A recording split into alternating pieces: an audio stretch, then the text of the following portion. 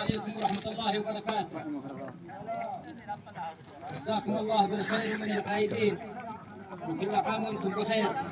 جيناكم مشاركينكم في حفلكم المبارك باسمي وباسم ربعي الجالية اليمنية، وهذه كلمات الزامل.